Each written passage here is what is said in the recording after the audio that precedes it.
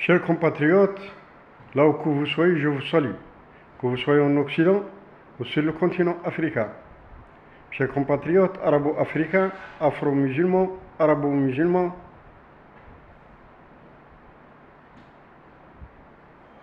demain, le président algérien va se rendre à Pékin, en Chine, sur invitation des autorités chinoises. Une visite officielle qui va durer 5 jours. Certains politologues, certains journalistes d'investigation, certains spécialistes des affaires africaines encadrent cette visite et la place dans le cadre, bien sûr, élargi des BRICS ou plutôt la route de la soie. L'Algérie, bien sûr, a fait une demande officielle d'adhésion aux BRICS. Ça fait bientôt une année. Le président algérien a participé au dernier sommet des BRICS par vidéoconférence depuis Alger. L'Algérie a tous les moyens et toutes les potentialités pour adhérer à cette organisation. Ça, c'est sûr. L'Algérie est parmi les rares, très rares pays non endettés.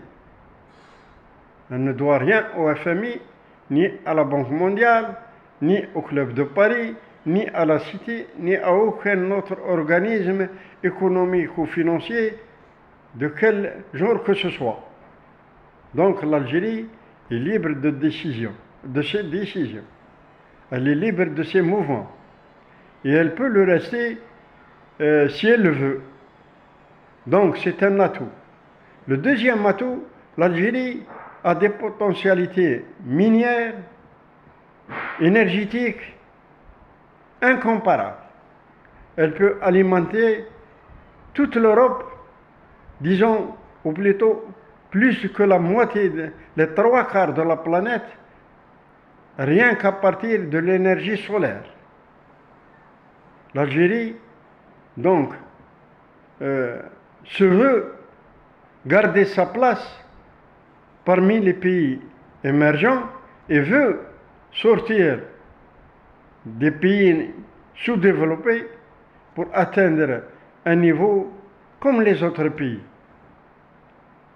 sans être un pays agressif, sans être un pays appelant à des guerres, sans être un pays expansionniste, rien. L'Algérie, dans ses frontières, reconnues internationalement, les frontières conquises à l'issue de la décolonisation, les frontières géographiquement reconnues depuis le XVe siècle, d'après les renommés cartographes qui ont établi des cartes géographiques au XVe, XVIe, XVIIe siècle.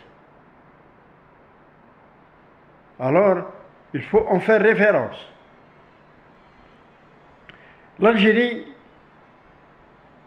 certes, elle a une autre potentialité que beaucoup l'envient. Elle a plus de 70% de sa population qui est âgée de moins de 30 ans. Moins de 30 ans. Donc, l'avenir est devant l'Algérie, devant les Algériens. Dans ce cadre-là, la Russie, auquel a rendu visite le président Tebboune il y a quelques jours, vient d'octroyer, dans un cadre bien sûr commercial, purement commercial, 3 avions et non pas des moindres.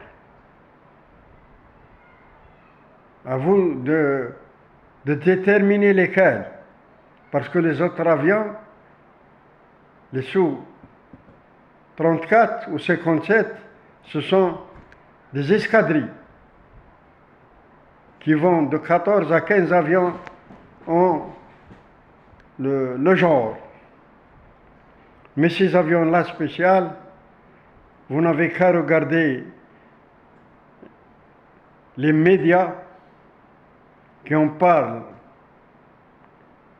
avec plus de précision.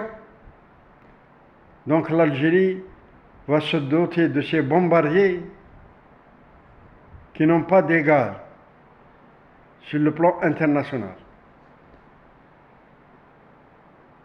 Les 22 ou 27 milliards de dollars qui ont été alloués au ministère de la Défense nationale, une grande partie, comme d'habitude, devrait être allée à la dotation d'armement, et pas les moindres. Certains parlent de 2 sous-marins encore, qui va augmenter le nombre de sous-marins à 10 qu'à l'Algérie, d'un porte-avions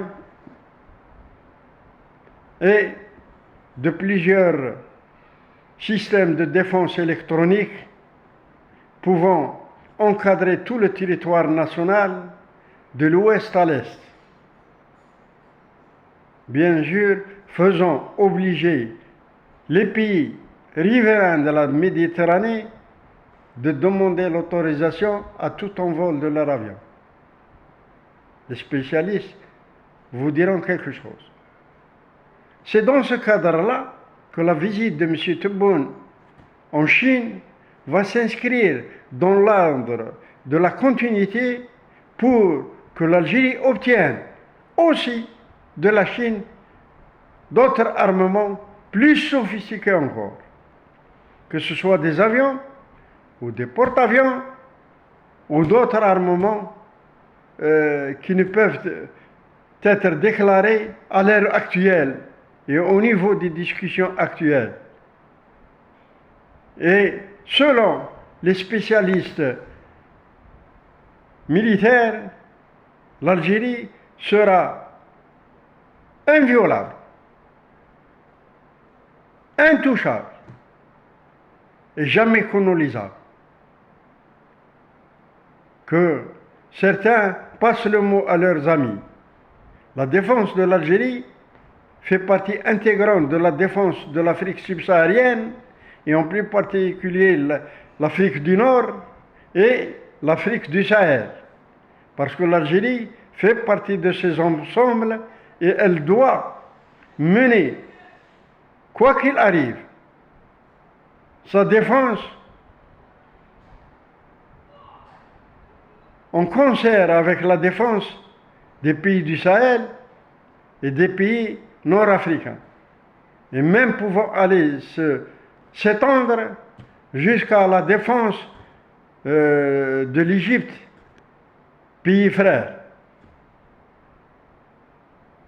Donc, toute la rive orientale de la Méditerranée sera sous le contrôle des Algériens, par les voies maritimes, par les voies terrestres, par les voies aériennes. Et bien sûr, sous une sécurité absolue, par un système de sécurité inviolable. C'est le mot qu'on voulait passer aux ennemis de l'Algérie, aux ennemis des musulmans, aux ennemis des Arabes, aux ennemis des Africains, bien sûr, parce que les Africains sont des Arabes et sont des musulmans.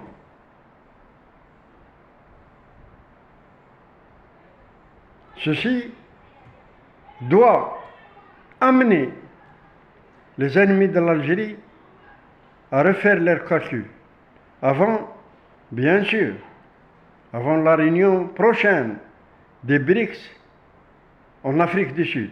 À bon entendeur, salut.